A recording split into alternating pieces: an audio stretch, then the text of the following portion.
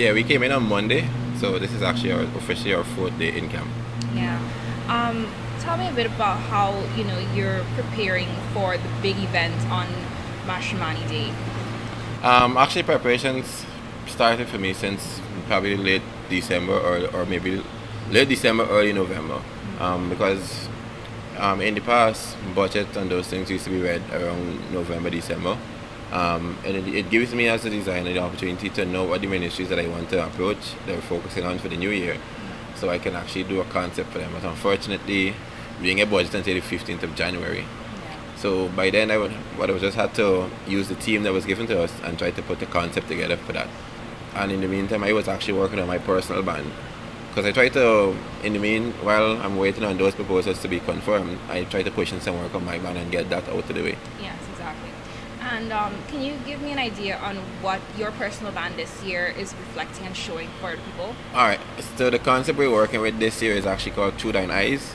I wanted to show the prosperity of the people from a creative point of view. I know a lot of people might be thinking about being patriotic and so forth, but I think life is colorful, and it's all about your own personal interpretation of how prosperity can be seen.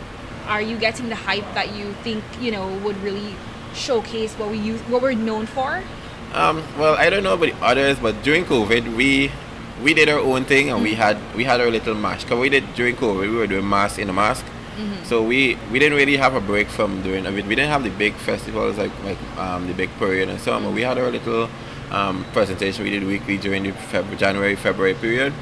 Last year, I think it was a little relief for some people to get back into the groove, and I'm hoping that this year I can tell you this year is going to be bigger because the numbers for the bands have increased. Right. When you could have done a small band with a minimum of 35 to a maximum of 50 persons, you're now required to have at least 50 persons to qualify in that category. I've been in military verification since 2013 actually. The Ministry of Natural Resources, I have the Ministry of Labour on board this year, and then we have Muneshwers and GYSBI. They're going to be out on the road officially come 2024. Okay. Can you talk a bit about that though? What can people expect from Muneshwers? Well, there's a whole story behind the whole Muneshwers and GYSBI coming on board this year. It went all back to 2024. So Muneshwers 2023. Muneshwers has been very supportive.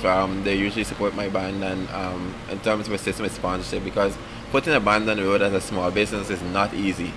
So I get a lot of support from Muneshwers. So last year, what happened was that we encouraged them to come on board with us and came out on the road with us, and they came out in a small number, and we actually entered them in a small band category, and they won that category.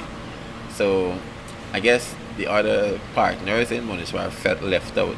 So this year, the entire family, which are all the partners, are coming on board to make it a bigger and better event. So